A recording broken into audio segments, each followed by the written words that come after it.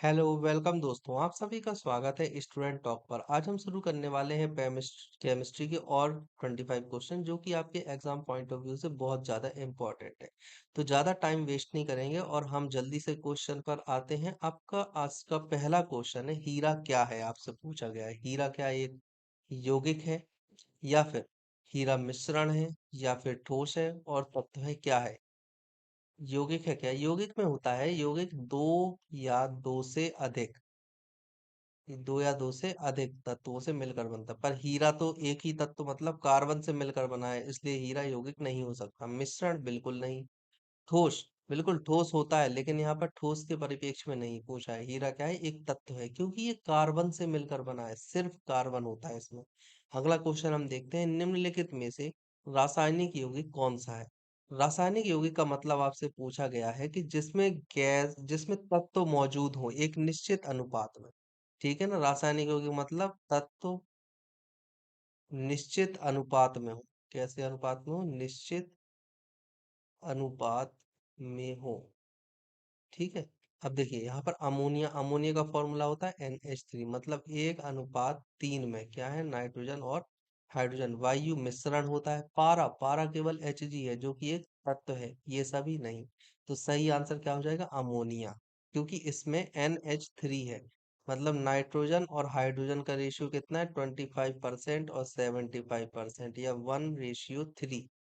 ठीक है। अगर आप इसको दो से गुणा करोगे तो दो अमोनिया के अणु अणु बन जाएंगे। ठीक है, इसलिए अगला क्वेश्चन है, शुद्ध तत्व कौन सा है? शुद्ध तत्व आपसे पूछा गया है जिसमें कि केवल तत्व, अगर आप कांच की बात करो तो कांच किससे बनता है? सिलिका। और भी बड़ा सूत्र होता है, सोडियम वगैरह भी होता है, लेकिन मेनली ये एक यौगिक है। दूसरा, अगर हम बात पदार्थ है, सॉरी कांच पदार्थ है। अगर हम सीमेंट की बात करें तो सीमेंट भी एक पदार्थ ही है। सोडियम, अगर हम सोडियम की बात करते हैं तो सोडियम सिर्फ एक तत्व है, Na। सोडियम मतलब Na। चलिए अगला क्वेश्चन हम देखते हैं, किस वैज्ञानिक ने परमाणु सिद्धांत की खोज की थी? परमाणु सिद्धांत, देखिए वैसे तो कई वैज्ञानिक आए जिन्होंने अपने अपने परमाणु मॉडल दिए, लेकिन यहाँ पर अगर आप देखो तो आपको केवल एक ही ऑप्शन में दिखेगा परमाणु सिद्धांत के लिए। आपके ऑप्शन है जॉन डाल्टन, मैडम क्यूरी या रदरफोर्ड। तो नहीं, सही आंसर है जॉन डाल्टन। जॉन डाल्टन ने परमाणु सिद्धांत की खोज की थी सर्वप्रथम। मैडम क्यूरी ने क्या किया था? मैडम क्यूरी ने खोज की थी दो तत्वों की, जिन्हें हम क्या बोलते हैं? रेडियम और पोलोनियम। ठीक है। रदरफोर्ड ने क्या किया था? रदरफोर्ड ने नाभिक की खोज की थी। किस चीज की? नाभिक या न्यूट्रॉन। ठीक है ना, इनकी खोज की थी। सही आंसर यहाँ पर क्या है? ऑप्शन ए, मतलब जॉन डाल्टन। अगला क्वेश्चन हम देखते हैं, निम्नलिखित में से कौन एक अस्थायी कण है? अस्थायी कण का मतलब होता है जो कि नष्ट हो जाए। अस्थायी मतलब जो कण नष्ट हो सकता है, उसे हम बोलते हैं अस्थायी कण। अब देखिए, न्यूट्रॉन, इलेक्ट्रॉन, प्रोटॉन या ये सभी। प्रोटॉन क्या अस्थायी कण होता है? बिल्कुल नहीं। इलेक्ट्रॉन नहीं, कभी नष्ट नहीं होता, तो अस्थायी कण नहीं। पर न्यूट्रॉन अस्थायी कण है, मैं बताता हूँ कैसे। देखिए न्यूट्रॉन होता है, अगर आपने देखा होगा नाभिकीय विखंडन, एक नाम सुना होगा आपने, नाभिकीय विखंडन। ठीक है, नाभिकीय विखंडन होता है। नाभिकीय विखंडन में क्या होता है? न्यूट्रॉन की बमबार्डिंग करवाई जाती है। जब न्यूट्रॉन की बमबार्डिंग करवाई जाती है तो पहला न्यूट्रॉन अन्य न्यूट्रॉन से टकराता है और खुद खत्म हो जाता है। जैसे एक न्यूट्रॉन से टकराया, खुद खत्म होगा। अब ये न्यूट्रॉन आगे और टकराएंगे अलग न्यूट्रॉन से, और ये खुद खत्म हो जाएगा, आगे क्या जाएंगे। तो यहाँ पर क्या हो रहा है? ये न्यूट्रॉन खत्म हो रहे हैं टकराने के बाद, मतलब कि न्यूट्रॉन एक अस्थायी कण है। निम्नलिखित में से कौन एक आवेश रहित है? आवेश रहित, जिस पर कोई आवेश ना हो। अगर हम प्रोटॉन को देखें तो इस पर +1 आवेश होता है, इलेक्ट्रॉन पर -1 होता है, पर न्यूट्रॉन पर कोई आवेश नहीं होता, 0। तो सही आंसर क्या हो जाएगा? Option C. ये तीनों कहाँ पाए जाते हैं? परमाणु में। परमाणु होता है, इसके चारों ओर चक्कर लगाते रहते हैं। अगर हम चक्कर लगाने की बात करें तो यहाँ पर इलेक्ट्रॉन चक्कर लगाते हैं, और परमाणु के जो केंद्र होता है नाभिक, नाभिक में क्या होता है? न्यूट्रॉन और प्रोटॉन। ठीक है। अगला क्वेश्चन है, परमाणु विद्युत क्या है? परमाणु विद्युतता क्या होता है? विद्युतता का मतलब आपसे पूछा गया है पॉजिटिव होता है या नेगेटिव होता है परमाणु। देखिए अब परमाणु की अगर हम बात करें, परमाणु, तो परमाणु में मेनली तीन कण होते हैं, इलेक्ट्रॉन होता है, प्रोटॉन होता है, न्यूट्रॉन होता है। न्यूट्रॉन पर किसी भी तरह का कोई आवेश नहीं होता, प्रोटॉन पर +1 होता है, और इलेक्ट्रॉन पर -1 होता है। लेकिन ये देखा गया है कि number of electron equal to होते नंबर ऑफ प्रोटॉन के। जितना माइनस होता है उतना ही प्लस होता है, जो एक दूसरे को क्या कर देते हैं, न्यूट्रलाइज कर देते हैं। क्या कर देते हैं, न्यूट्रलाइज करने के बाद ये परमाणु कैसा हो जाएगा, उदासीन। तो सही आंसर है ऑप्शन डी। अगला क्वेश्चन, इलेक्ट्रॉन की खोज किसने की थी? देखिए इलेक्ट्रॉन की खोज, ये आपको याद करना पड़ेगा, इलेक्ट्रॉन की खोज की थी सर जे थॉमसन ने। ये है जे थॉमसन, ठीक है। जॉन डाल्टन ने क्या दिया था? जॉन डाल्टन ने दिया था परमाणु सिद्धांत, सबसे पहले इन्होंने ही दिया था परमाणु सिद्धांत। रदरफोर्ड ने क्या किया था? रदरफोर्ड ने किया था नाभिक की खोज, नाभिक और न्यूट्रॉन, ठीक है ना, रदरफोर्ड ने खोज की थी। अगला क्वेश्चन हम देखते हैं, प्रोटॉन की खोज। प्रोटॉन की खोज किसने की? आपके ऑप्शन है मैडम क्यूरी, फेराडे, रदरफोर्ड या जॉन डाल्टन। जॉन डाल्टन को हम कई बार देख चुके परमाणु मॉडल के लिए, रदरफोर्ड न्यूट्रॉन के लिए, है ना, न्यूट्रॉन नहीं, सॉरी, न्यूट्रॉन की खोज चैडविक ने की थी, रदरफोर्ड ने की थी नाभिक की खोज। ठीक है, फेराडे ने क्या किया था? फेराडे ने बताए थे विद्युत अपघटनी के नियम। और मैडम क्यूरी, मैडम क्यूरी ने क्या किया था? मैडम क्यूरी ने किया था रेडियम और पोलोनियम। लेकिन रदरफोर्ड ने नाभिक के साथ क्या किया था? प्रोटॉन। उन्होंने बताया था कि केंद्र में एक पॉजिटिव चार्ज कण है, जिस पर एक कण है जिस पर धनावेश है। तो इन्होंने क्या किया था? प्रोटॉन की खोज।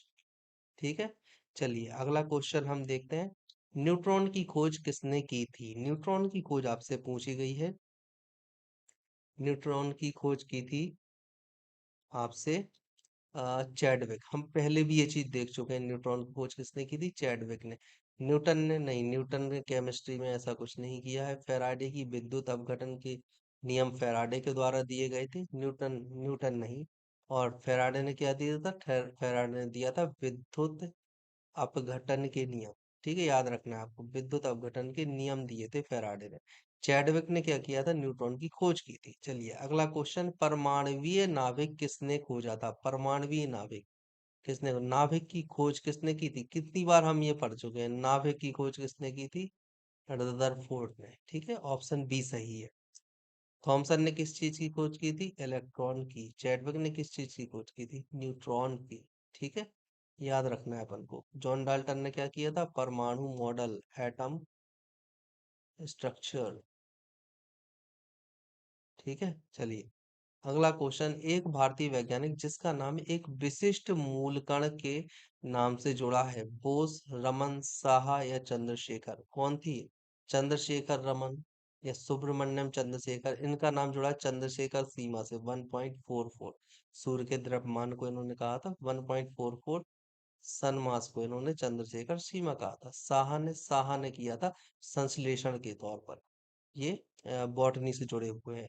वहीं अगर हम रमन की बात करें तो इन्होंने रमन प्रभाव दिया था, जिसके लिए इन्हें मिला था नोबेल प्राइज। कब मिला था? 1930 में, ये याद रखना है। बोस क्या होते हैं? बोस ने इन्होंने इन्होंने बनाई थी Bose Einstein condensation, BIC।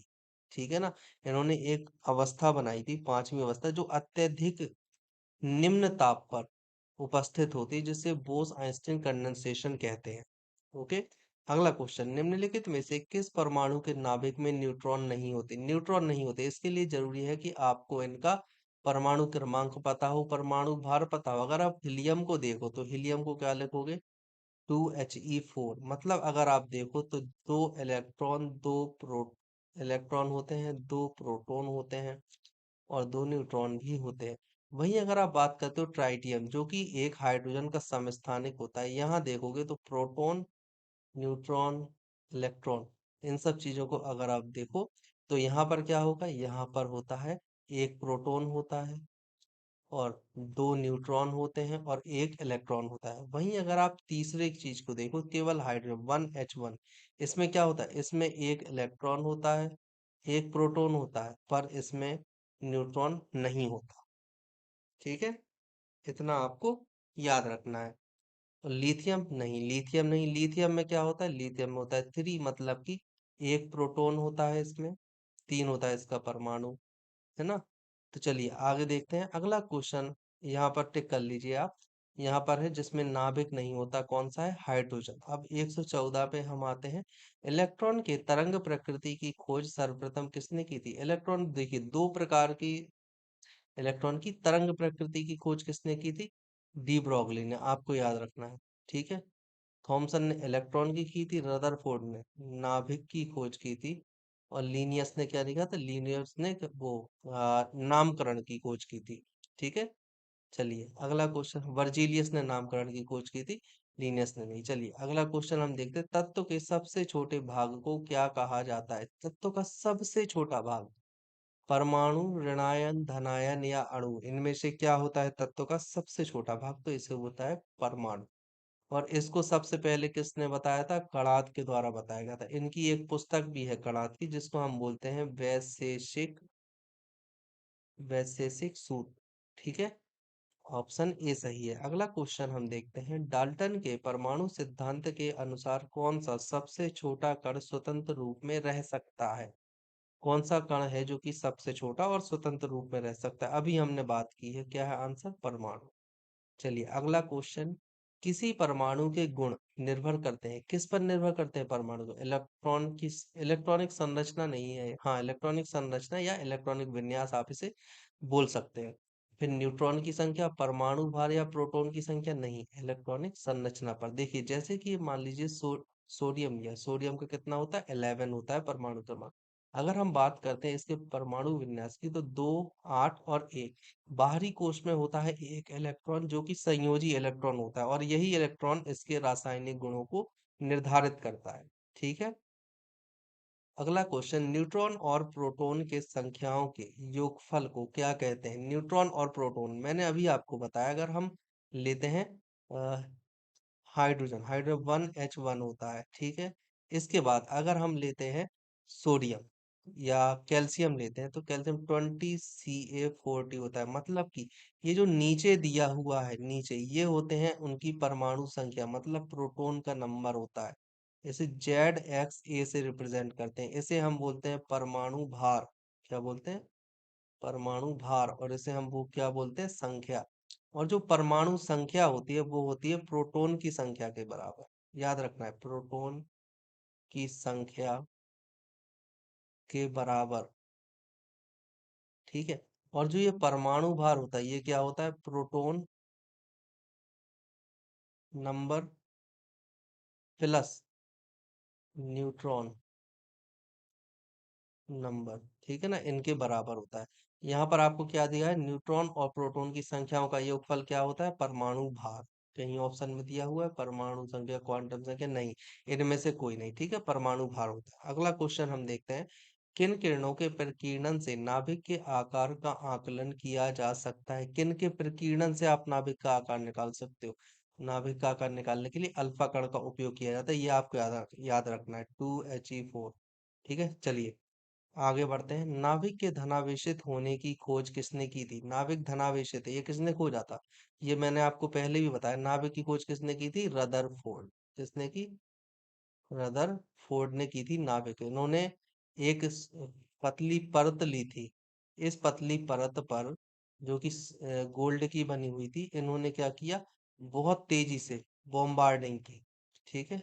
Alpha कणों की, ये अल्फा कण की इन्होंने बॉम्बार्डिंग की, और इन्होंने देखा कि कुछ कण तो सीधे निकल गए, कुछ कण लौट आए ऐसे, टकरा कर लौट आए, और कुछ कण थे जो कि प्रतिकर्षित हो गए गए और वो वापस आ गए। तो इन्होंने निकाला कि नाभिक में बीच में कुछ ना कुछ धन आवेश है, जिससे प्रतिकर्षित होकर अल्फा कण वापस आ रहे हैं और अपनी दिशा में लौट रहे हैं। तो ये किसने बताया था? रदरफोर्ड ने। अगला क्वेश्चन हम देखते हैं। अगला क्वेश्चन आपसे पूछा गया है, परमाणु भार का अंतरराष्ट्रीय मानक क्या होता है? ओ, आप ये अच्छे से जानते हैं, परमाणु भार का अंतरराष्ट्रीय मानक होता है कार्बन 12। कार्बन के कई समस्थानिक होते हैं, 12, 13, 14, 15, 16। ये आपने नहीं सुने होंगे पर ये भी होते हैं ना। 14 का उपयोग किसमें किया जाता है? कार्बन डेटिंग में। किसमें किया जाता है? कार्बन डेटिंग में। और 12 में, 12 की वजह से क्या निकाला जाता है? AMU, मतलब कि एटॉमिक मास यूनिट। AMU का मतलब क्या होता है? Atomic mass unit. ठीक है। तो यहाँ पर आंसर क्या हो जाएगा? Option D, carbon 12। अगला क्वेश्चन है, निम्नलिखित में से किसने आणविक सिद्धांत प्रतिपादित किया? आणविक सिद्धांत की यहाँ पर बात की जा रही है। जॉन डाल्टन ने किया था, मैडम क्यूरी ने किया था, चैडविक ने, या फिर फैराडे ने? इनमें से किसने किया? सही आंसर है जॉन डाल्टन। हम कई बार देख चुके हैं आणविक सिद्धांत, परमाणु मॉडल, जॉन डाल्टन का परमाणु मॉडल आज ही हमने देखा है। तो इन्होंने दिया। मैडम क्यूरी ने क्या? मैडम क्यूरी वही दो चीज, एक तो रेडियम और एक पोलोनियम। चैडविक ने न्यूट्रॉन की खोज की थी।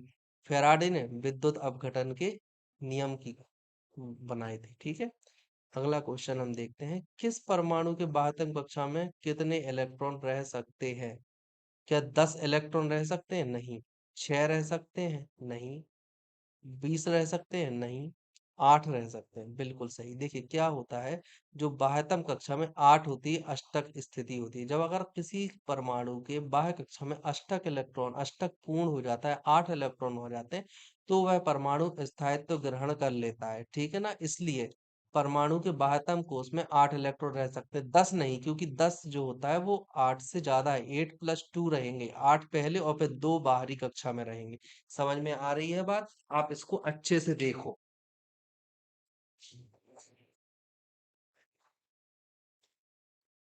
ओके, चलिए अगला क्वेश्चन देखते हैं। अगला क्वेश्चन आपसे पूछा गया है, सोडियम परमाणु में कोर इलेक्ट्रॉन की संख्या क्या है? सोडियम परमाणु में कोर इलेक्ट्रॉन आपको पता होना चाहिए कि कोर इलेक्ट्रॉन क्या होता है। देखिए सोडियम का परमाणु क्रमांक होता है 11। ठीक है, कितना होता है? 11। अगर हम इसके परमाणु संरचना बनाए तो अगर यहाँ पर केंद्र में सोडियम आयन है, नाभिक है, न्यूट्रॉन और प्रोटॉन है। यहाँ पर पहली कक्षा में अगर हम देखें तो केवल 2 होंगे इलेक्ट्रॉन। ठीक है। और अगर हम दूसरी कक्षा में जाते हैं, दूसरी कक्षा में जाने पर 8 इलेक्ट्रॉन हो जाएंगे। ठीक है, दूसरी कक्षा में जाने पर 8 इलेक्ट्रॉन हो जाएंगे। जहां तक अष्टक पूर्ण होता रहता है, जहां तक अष्टक पूर्ण होता रहे, उसे हम कोर कहते हैं। जैसे कि अगर हम बात करें यहाँ तक, तो यहाँ तक अष्टक पूर्ण हो गया, बाहरी कक्षा में 8 आए हैं इलेक्ट्रॉन, ये अष्टक है। लेकिन जो आखिर अभी भी 2 इलेक्ट्रॉन बचे हुए हैं, 2 + 8 + 1, अभी भी 1 इलेक्ट्रॉन बचा है, जो कि इसकी सबसे बाहरी कक्षा में आएगा। बाहरी कक्षा में कहाँ आएगा? यहाँ, यहाँ आएगा, जिसे हम बोलेंगे क्या? संयोजी इलेक्ट्रॉन। ठीक है, संयोजी इलेक्ट्रॉन, ये होता है संयोजी इलेक्ट्रॉन। अब इसमें कोर क्या कहलाता है? कोर कहलाता है ये वाला पार्ट, ये जो आप देख रहे हो। मैं दूसरा कलर चेंज कर लेता हूँ तब तक। देख, हाँ, देखिए कोर कौन सा पार्ट कहलाता है? कोर कहलाता है ये वाला जो आप ये वाला पार्ट देख रहे हो ना, जहां तक अष्टक पूर्ण होते रहे उसे हम बोलते हैं कोर। तो ये वाला पार्ट कौन सा होता है? ये वाला पार्ट है कोर। ठीक है, याद आ गया आप? चलिए अब हम अगला क्वेश्चन देखते हैं। अगला क्वेश्चन आपसे पूछा, यहाँ पर सही आंसर को टिक कर लीजिए। बाहरी कक्षा में 8 इलेक्ट्रॉन रह सकते हैं। ठीक है, चलिए अगला क्वेश्चन आपसे पूछा गया है, परमाणु का द्रव्यमान किन मौलिक कणों पर निर्भर करता है? द्रव्यमान, परमाणु भार की बात की जा रही है। यहाँ पर किस चीज की बात की जा रही है? परमाणु भार। और परमाणु भार किस चीज से मिलकर बना हुआ होता है? Neutron plus proton. ठीक है, तो न्यूट्रॉन और प्रोटॉन के द्रव्यमान पर क्वेश्चन नंबर 125। हम 125 तक पहुंच चुके हैं, हमें ये 2000 तक कंप्लीट करने हैं आपके एग्जाम से पहले। तो आगे इन लेक्चर्स को देखते रहिएगा, और अगर कोई भी क्वेरी आती है तो आप कमेंट सेक्शन में जाकर हमसे क्वेश्चन पूछ सकते हैं। ठीक है, प्लीज चैनल को सब्सक्राइब कर दीजिएगा, शेयर कर दीजिएगा अपने दोस्तों के साथ। बाकी हम इसके आगे के क्वेश्चन नेक्स्ट डे करेंगे।